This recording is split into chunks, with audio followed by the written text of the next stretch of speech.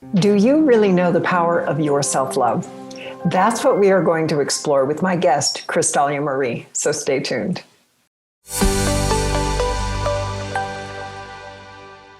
Krystalya experienced a powerful moment in her journey of self-love and self-healing in 2001 when she discovered a golf ball-sized lump in her breast. And after trying many alternative healing methods, she was guided to draw a symbol that during one brief session removed the lump. She now creates these special symbols she calls Krystographs to help people in their healing with their physical conditions. And you can see some of those Krystographs behind her, and she's wearing one as a piece of jewelry. It's so awesome. And I've used her Krystographs, and I can tell you they are very, very powerful. She is also a best-selling co-author with Deepak Chopra, Mark Victor Hansen, and Wayne Dyer in the Wake Up book series. Today, Krystalya is going to take us into the exploration of self-love. I am so glad you're here, my friend. This is the perfect topic for today. Oh, thank you, Misa. I'm super happy to be here. Yeah, just, with this whole COVID thing going on that we were talking about, I think people are becoming more and more aware, at least the folks that I'm privileged to work with, about the significance of self-love. That this is a powerful time when we're going inward. At some point, it's going to take us into where we are with self-love. And I know you call yourself a self-love enthusiast. So talk to us about why you think it's so important for us to learn how to love ourselves. Well, I found myself in some very abusive situations in my younger years, to the point that I ended up with a fella that I was dating for a while. I broke off the relationship, and I was seeing a therapist at the time. I'd gotten through a marriage that didn't go well. It was also abusive, but not really severely abusive, not physical. It had got a little bit physical. And so anyway, I told him I didn't want to see him anymore. He showed up at my house when I had a house full of guests. And my self-esteem was so low at that time that I was afraid he'd create a scene. So I let him in my house because all the guests were there, right? And again, when everybody left, I said, you need to go. And he started to create a scene. And I'm like, oh, no, you can stay, Anyway, long story short, it went on for hours on end. And he ended up beating me up and stabbing me. And that really put me on a journey of looking deeply inside as to what it was I was doing to keep attracting these abusive situations. So fast forward, oh, gosh, I don't know how many years later. And I'm in this training class, and the teacher actually says, so what do you feel? Who feels they've really healed something totally? And I raised my hand, and she's like, come on up. And she says, so what do you think you've healed? And I said, oh, I've healed my self-love and self-esteem issues. And so she muscle checked me. And I failed the muscle test totally when I said, I love myself, and her arm went straight down, right? And we discovered an underlying core belief that God was going to punish me when I loved myself. So all this work I had done hadn't helped that much because I had this underlying belief. Can you imagine? You're saying, I love myself, all this stuff, and your subconscious is saying, really? God's going to punish you if you do that, right? Mm-hmm. And so that really put me on that self-love journey. And that's why I'm so passionate about helping people really get to what their core beliefs are in any situation, whether it's self-love. But self-love to me is usually at the core of most everything going on in our lives.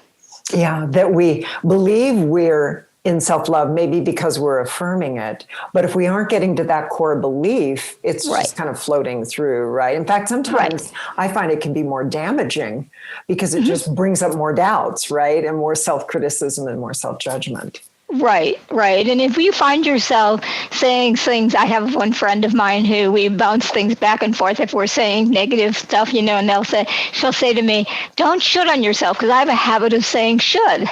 Well, that really is a self-esteem issue still whenever you do that.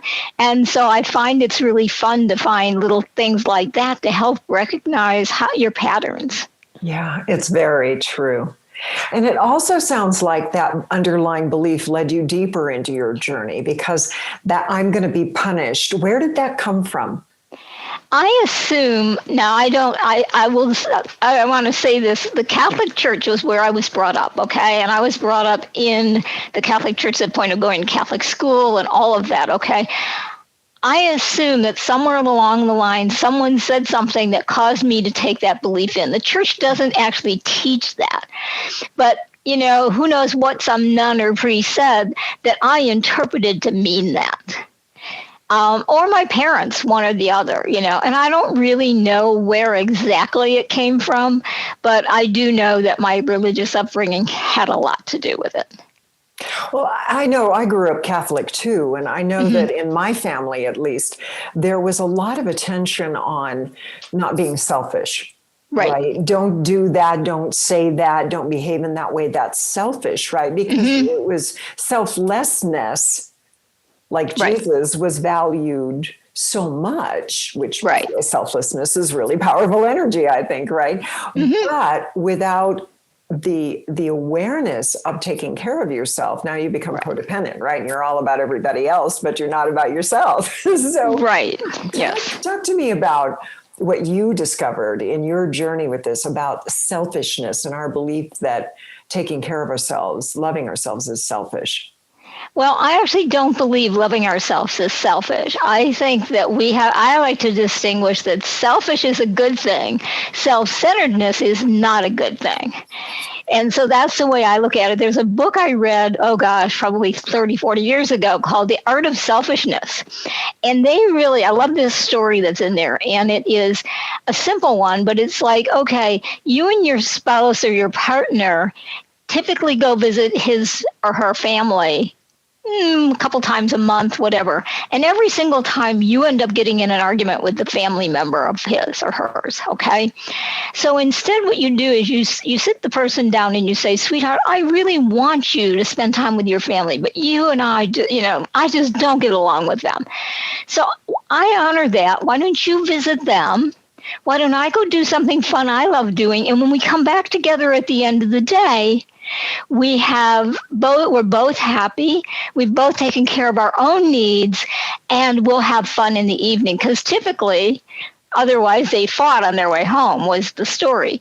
And so I see that as being loving to the other person, but taking care of your own needs. And that's how I define it. So, self-love, selfishness are okay as long as it's not so self-centered it's your way or the highway. And so you have a loving, compassionate conversation with the other person and consider their needs and your own. I love that. And Jeffrey and I have found that in our relationship, that place where, okay, you really need to do this and it doesn't appeal to me. That's a good thing, right? Yeah, especially when you've been together and you don't share interests and you do share interests. It's a dance that you're creating together. Right. And, supporting the other person in the things they love and not expecting them to love everything you do is a really good thing so you can both grow. That's right. It's healthy. It's really healthy. So when you're talking about that kind of love, what I'm hearing is that you're not constantly self-sacrificing. Right. You're taking care of your fundamental needs and desires and respecting them. Mm-hmm. Which I think is so powerful because we need to, this is our temple, this is our sanctuary, right? This is our responsibility to attend to. Right, absolutely. If you think about moms as an example, so many moms, and I'm not a mom, but I remember my mother doing it. She sacrificed her entire life for us kids instead of empowering us to learn to do some of this stuff. And so I'll give an example. My sister didn't do anything around the house. But I did. I learned a lot of stuff. I helped my mom more. But when they started charging me rent, I said, okay, you're going to charge me rent. I'm not doing all this. My sister had never done any of it. She was so angry with me for like 4 years. She didn't want anything to do with me. And then one day she came to me and she said, oh my God, I'm so glad you did that because I learned. So the reason I'm sharing that is so many moms are out there sacrificing. What they don't understand is they're really causing a problem because their children aren't learning the basics of how to take care of themselves, how to do those things so that codependence happens. And it doesn't help anybody, including wearing mom out. It's really true. And I have a lot of clients and students where the concept of codependency comes up because it's so ingrained in our female behaviors, right? Yes. You sacrifice for your husband, generations of that. You sacrifice for your children, generations back. That's what we did. Right. So we're only 2, 3, maybe 4 generations into the concept of you honor yourself in the same way that you honor your children, your husband, your parents, your lover, your whoever in your life, right? We're only a few generations in. And it's easy to get really confused. It's easy to get locked into old patterns of behavior, thinking that we're doing something good and missing out on what our souls came here to experience. Absolutely. Absolutely. So it is important. And so I like to tell people, nurture yourself, take care of your own needs. And so what if the kid or the spouse doesn't do it exactly your way? Guess what? It's good enough.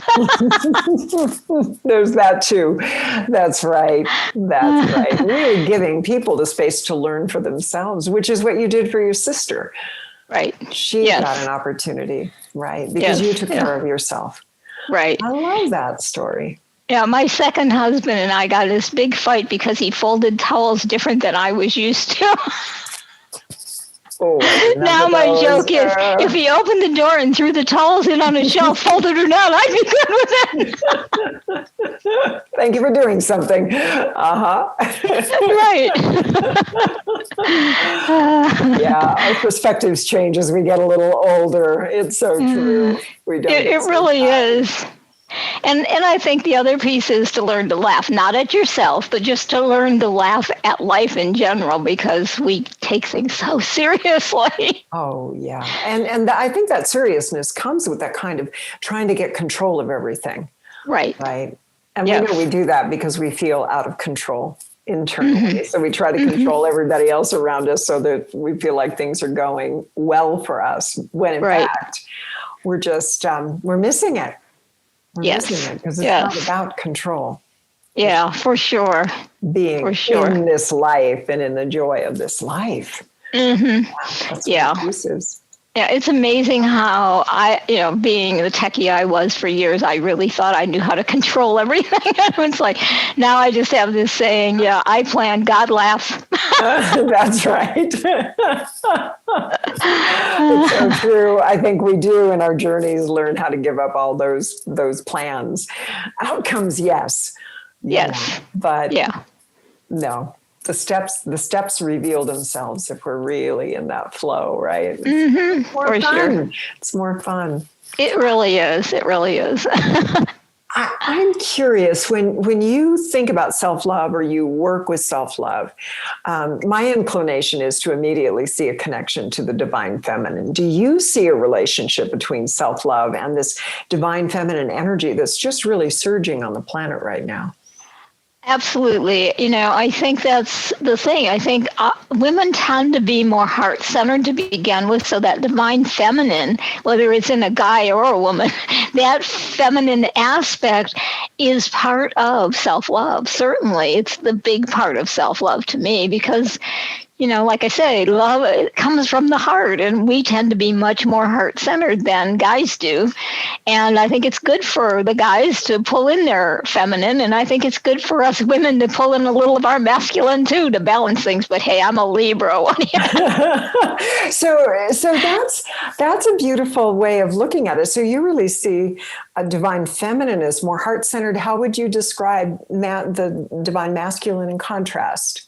The energy, not people, but energy. How would you define masculine? I'd see the masculine energy more root-based, more at that level of the body. Of course, I look at the chakras, and I work with the chakras a lot, but I see the men more root-based, where the women are more heart-based. So root, like as in root chakra, as in survival, provision, support, right? Really taking care of our well-being in the physical world in a physical way. Right. Yeah. But okay? more from the financial standpoint of, I've got to support my family and I got to support myself and all of that. More women are moving toward that because more of us are employed in the corporate world and stuff. So more women are moving that way. And I think that's actually a problem in some ways. And we need to pull more of our heart-centeredness back in ways to balance, though. I mean, we need balance, and we always do. You don't mean women leaving the workplace. You mean bringing heart into the workplace. Is that right? Yes. Yes. Yeah, I think I know I got very carried away with the more masculine energy of the corporate world. You're trying to compete in that world.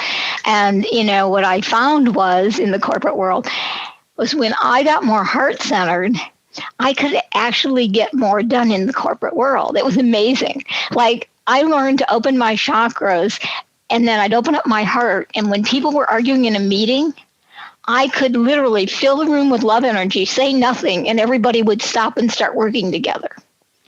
Oh, nice. When I left Detroit Edison, the electrical utility in Detroit, they called me the spiritual leader of Detroit Edison. Whoa. And I'm an observer anyway. I don't talk a lot until I can consolidate everything I'm hearing. So it was easy for me to do that because no one expected me to say anything anyway until I had heard all the sides. Wow. But it was amazing. And I think so for the women that are out there that are caught up in the corporate world and have let go of their heart center, they need to pull in that sacred feminine to bring balance into the corporate world. I have found over the years that when I open up my heart, and I'm checking this to see if it's similar for you, when I open up my heart and I open up to divine love, and Jeffrey and I are working on a business solution, that often the clarity comes through and the solution comes through way more quickly. That's what I'm hearing you speak to, really. Absolutely. With the group. We're not just figuring it out in our heads. Right.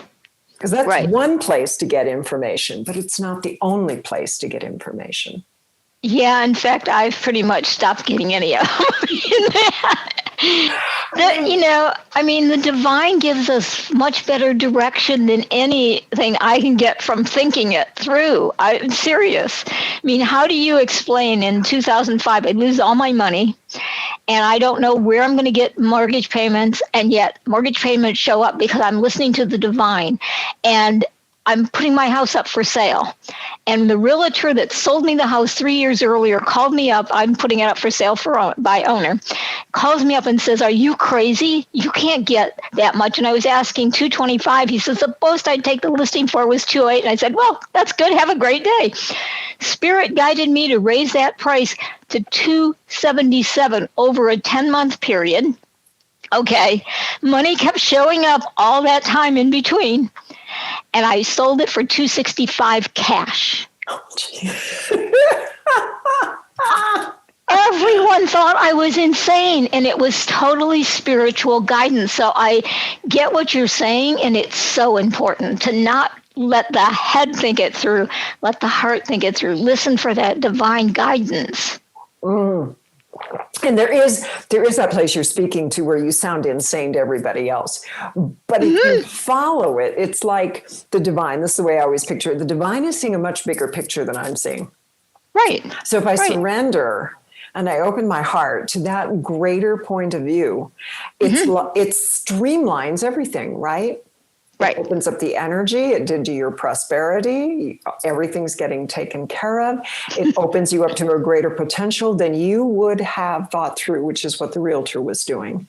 This is what the market will bear. And that wasn't what the market would bear at all. Right. Way below. Yep. And I did use a realtor when I sold it, and they kept thinking I was crazy every time I'd call and say, "Okay, we're raising the price again." Yeah, you got to be willing to let people think what they think. You've got to just that's your deal. I'm following spirit here. I'm following my inner guidance. Yeah, I get to the point where I just surrender. I mean, I look at the fact that I moved into a house last year and COVID happened. Prior to that, I was a gypsy. I mean, I was moving from place to place. That would have fallen apart. Spirit guided me to do this. And I am just like, I didn't think it was the right thing at the time, logically. But look at now. And what would I have done if I hadn't listened to that guidance? Oh my gosh, that's right. Yeah. Right. You've also talked about what you did when you were in IT and how you would bring solutions that the guys were struggling with. Would you talk about that? Do you know what I'm talking about? How you got solutions to problems and went in and took care of the code? Oh yeah, I would actually. This is funny. I would dream the errors in code at night.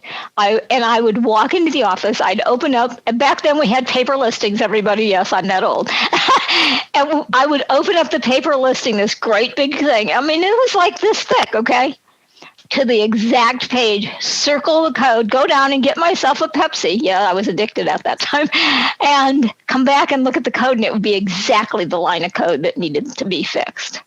And you would dream the answer or the code, what the fix was, right? I dreamed exactly which line of code needed to be fixed and what to do to fix it.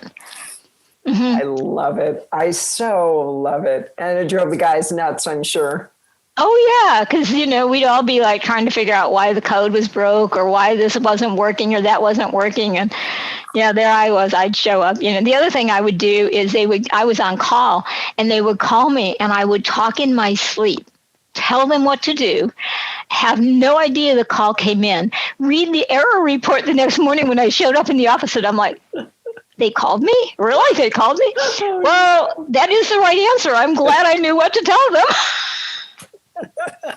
Oh no. Oh my gosh, that is so fun. Yeah. And at that time I didn't know how to define it. I didn't have words to it. But yeah, it was that spiritual guidance. Spirit was guiding me through my dreams. Spirit was guiding my voice while I was on the phone. And, in fact, it was so bad that they would call me, and if I'd say I was coming in, they knew to call 10 or 15 minutes later until I actually showed up in the office because they knew they were talking to me in my sleep. And what I love about this is that, the dream time in terms of yin energy is where we're accessing our creativity. It's where we're accessing wisdom beyond what our thinking minds will access. It really is that intuitive wisdom that we connect with. And yes, we access it best by opening up our hearts. Right? Because then it will be based and rooted in love, whatever comes through. It's like a big doorway that we've created. So really, really love how you're speaking to this. This is all the juice of what divine feminine consciousness is. And this is how it works in the workplace. And you and I were there in corporations when women were just coming in, just coming into many fields like IT. Yeah. So why is this connection to self-love, our divine feminine portal, you might say, in your description of it, that divine feminine portal, why is that so important in the world today? I think the biggest reason is because we have so much angst and anger and fear going on in the world. And to me, love is the opposite of the fear and the anger. And to me, anger is really just fear. So I think what's really important is by having that self-love and loving ourselves first, and then putting that love out into the world, we're going to change the world so that there's more compassion, more love, more understanding, instead of all this anger, fighting and all this back and forth stuff. There's that understanding that everybody has a purpose to be here. And if we honor that purpose with the love and having our heart open to learn what that person's purpose is, we can make so much difference in the world. I mean, we're so shut off to other people because of race, religion, whatever the different things are, politics, everything. And instead of, okay, what can we all do? How can we all join together to really make that difference, to really have a profound effect on the planet, and to, do it in a loving way so we can actually change planet Earth as well. Really? before we keep this path we're going here. I mean, right now, the human race has become so greedy and so caught up in self that, and we're not talking self-love here, but self-centeredness, that we don't even think about our damage to the planet and to other people that we're interacting with. Oh, it's very, very true. And that damage that you're talking about is like an assault on who you are. Right. And your purpose. Yes. Yeah. Yeah. Yep. And we diminish people instead of lifting them up. Right. So I'll use an example, and I don't want to get into politics, but, a lot of people are upset with Trump. The whole time he's been in presidency, I have sent him love every day. Mm-hmm. Okay. I didn't vote for him, and I'll be that honest about it, but he's there for whatever purpose, and it was for our highest good, and I send him love every day, and I pray that he does, and anybody that's in political office does whatever is in the highest good for all of us, and sometimes the highest good doesn't feel good, guys. That is true. And I do the same thing. I hold in love whoever our leaders are at the time, because that's a job most of us can't fathom. We're quick to criticize, but most of us can't fathom what that means or what it demands. And it doesn't matter to me what party they're from. Right. It doesn't to me either.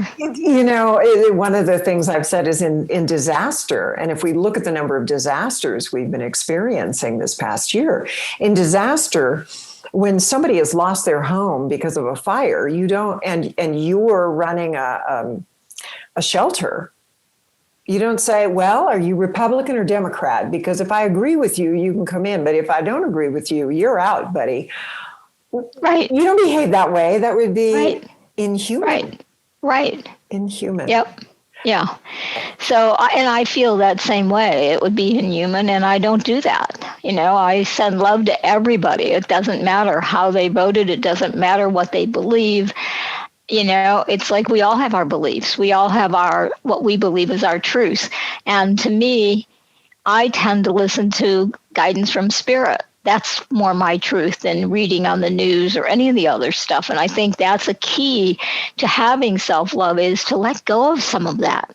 Let go of some of the reports and all of the negative news and and go center yourself, love yourself, and then you'll be capable of putting that love out into the world. And not spend so much time in that negativity, because that's part of our problem too, is we have so much negativity in the world, we can get caught up in it easily. I've found myself in it in the recent month because there's so much of it right now. So it's really important for us to stay centered, keep our hearts open, meditate on a regular basis so that we can stay in that space to keep our energy clear, so we're not part of the problem. Yeah, that's right. And we are ultimately then part of the solution. Right. To everything. As you discovered and as you shared so beautifully, to go into a room with a group of individuals working on a problem and be the love that allowed all the stuff we do when we're trying to pound it out and figure it out, that can settle down. And you can get to the greater truths that nobody has thought of yet. Right. Yeah. It's not about who's got it right and who's got it wrong anymore. It's about what are we all bringing through our talents, our gifts, and our knowledge to the whole. Right. With that divine guidance, you come up with very different solutions than you might have imagined. Right. Together. Yes, together. And trusting that is so important. And so often we're like, it's so off the wall, we don't trust it. And, I've discovered I don't care how crazy it is. The crazier, the better. It is true. As we were saying, you get more and more comfortable with a little crazy. You do. You do. Yeah. So, well, as we bring this to a close, Krystalya, could you give us like one or two hot tips for developing more self-love in our lives? Well, I think the biggest hot tip is making a commitment. And I'm recommending everybody that's listening to this interview, before you're done with this interview, make a commitment every day to do one thing that nourishes your soul, that fills you with love, that makes you know that you are important in the world in a loving way. And then the other is, start to do that self-work to dig deeper on what are the core beliefs that keep you stuck in the patterns you're stuck in. Just a little at a time. You don't have to try to do it all at once because it's a journey. And I think that's one of the biggest mistakes people make so often is they don't understand it's a journey. They want it all fixed now. And be loving to yourself. You didn't get here in this spot in your life without that past journey. Now let's do a journey forward and start healing and start clearing some of the things that we learned, not for any other reason than it's part of our path for our growth. And it's our way of, as we grow, we'll be able to teach others. So that's the two things I like, it's just like commit to doing something good for yourself every day and do it, of course. And if that means shutting the bathroom door and putting a sign on the door that says do not disturb to take that hot bath you want, then that's what you do until the family learns that's his or her time. Yeah, that's right. And your second hot tip again, so everybody remembers once you've committed and you've done it. To start the journey of healing, to clear it, to find the underlying beliefs, dig deep and be okay with finding those things that we've blocked off. Many of us have blocked off some pretty bad things that we've learned and become patterns to.